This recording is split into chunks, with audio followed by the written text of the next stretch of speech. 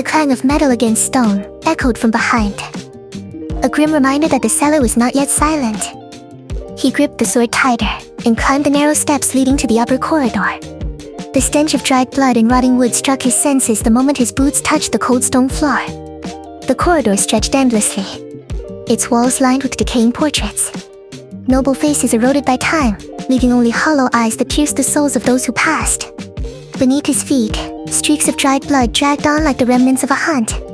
The stone walls were mottled with cracks, and in some places, fingernails had clawed deep enough to draw blood.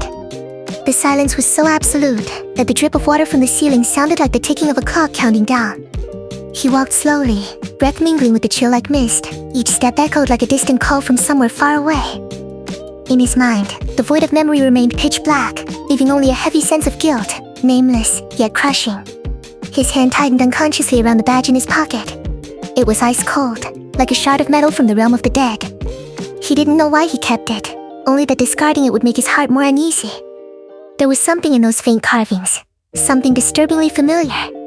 A sudden gust swept through the corridor, carrying a whisper of sound. He froze, heart pounding.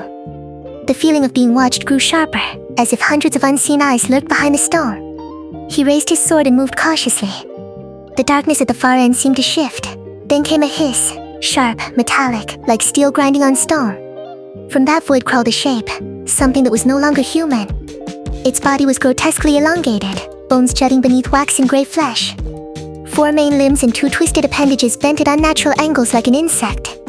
Its arms dragged along the floor, claws curved like sickles, screeching against stone and leaving pale scars. Torn remnants of a maid's uniform clung to its frame, stained with dried blood. Its head tilted at an unnatural angle, hollow sockets sunken deep, mouth gaping to the ears, revealing jagged teeth. When it hissed, the sound was like metal being sharpened, reverberating through the corridor. It lunged with terrifying speed, arms sweeping like blades. The narrow passage left barely enough space to dodge. He twisted aside, his sword slicing one arm, but the black flesh only tore slightly before knitting back together, alive and writhing. Another slash ripped a portrait from the wall, splinters striking his face. He staggered back, heart pounding. Though he evaded the blow, a shallow cut bled across his cheek. The creature scuttled along the wall, limbs slashing wildly, then sprang to the ceiling, claws sinking into stone as it hung upside down. From above, it dove like an arrow. He raised his sword, but the impact struck like a hammer, hurling him against the wall. Pain flared in his spine, breath crushed from his lungs. His sword slipped from his grasp, clattering onto the cold floor. Dazed, vision swimming, he rolled aside just as claws tore a chunk from the wall. His fingers closed around the hilt, swinging hard, blood dripping from his shoulder onto the stone. The creature shrieked, twisting, ready to strike again. He seized a metal shield hanging on the wall, bracing it before him. The next blow slammed into the steel with a deafening crash, driving him back 3 steps, until his spine hit stone, but the shield held. Gritting his teeth, he shoved it aside, carving an opening for a counterattack. The monster roared and lunged again. He ducked low, the strike skimmed past, claws embedding deep into the wall, wedging tight for a heartbeat. He didn't hesitate. With a surge of strength he sprang up, blade arcing in a diagonal sweep, cleaving through the chest where a heart once beat. Steel clashed against bone, black blood spurted like molten tar, choking the air with its stench. The creature shrieked, one claw raking his shoulder, crimson mingling with black. He roared, driving the blade deeper, piercing jagged ribs to the core. A scream ripped through the corridor, and the walls trembled as if ready to collapse. It crashed down, body convulsing, claws scraping pale scars into the stone before falling still. He dropped the sword and collapsed, breath ragged, shoulder torn and bleeding onto the cold floor. A soft footstep echoed in the darkness, a voice, cold and calm. "You're better than I expected." He looked up through blurred vision. A slender figure emerged in the dim glow of a surviving oil lamp.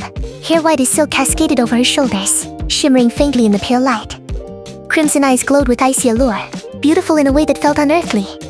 Her white gown clung to her frame, dust and dried blood staining its folds, proof she had walked paths no one should tread. He tightened his grip on the sword, unwilling to lower his guard. "Who are you?" She didn't answer immediately. Instead she knelt, retrieving a vial of clear liquid and a strip of clean cloth from her satchel. "If you let the blood keep flowing, you'll die before you learn who I am." Her voice was even, devoid of emotion. He hesitated, but when the cold liquid touched his wound, pain flared sharp enough to make him grit his teeth. The bleeding slowed, his breath steadied. "Where is this?" he rasped. The castle of a family that once ruled this land, she replied, eyes fixed on the bandage. Now, only ghosts and rotting corpses remain. And you? Why are you here? She lifted her gaze, crimson eyes glinting with a chill. I'm searching for answers. This family, once glorious, now nothing but ruins. I want to know why. He stayed silent. In the gloom, her eyes flicked toward the badge peeking from his pocket, just for an instant, but enough for him to catch the spark before it vanished. She said nothing, only curved her lips in a faint, enigmatic smile. Alone, you won't survive this place. Her tone was level, like pronouncing a verdict. Do you want to work with me? He glanced down the endless corridor where darkness still waited. Perhaps she was right. Yet unease coiled in his chest, like signing a pact whose terms he could not read. At the far end, a massive wooden door loomed, splintered like rotten teeth. What lay beyond? He didn't know. Only that from here, every step would grow heavier and every question harder to answer. She tightened the bandage on his shoulder with a swift, firm motion. Done. You can move. He flexed his arm. Pain throbbed, but the bleeding had stopped. He met her cold gaze and saw no pity there, only something deeper, inscrutable. The corridor stretched on, swallowed in shadow, broken only by the echo of footsteps. He walked beside her, shoulder aching beneath the makeshift bandage. The air reeked of dried blood and damp stone, every breath a reminder of the death he had escaped.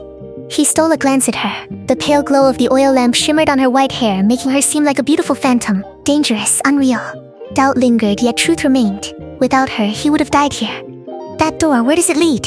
He asked, voice hoarse. The Grand Hall, she replied, eyes darkening.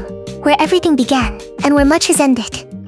His grip tightened on the sword, the badge's icy weight in his pocket whispering its silent warning. Ahead, the great door loomed, its gap black as an abyss. From within drifted a chill wind, and a sound faint and broken like the shards of a melody from a long-dead feast. Notes scattered into the void, mingling with the breath of the dark. He drew a deep breath and stepped forward. She moved beside him, silent as a shadow. When his hand touched the door, a distant hiss rose from beyond, like a greeting from something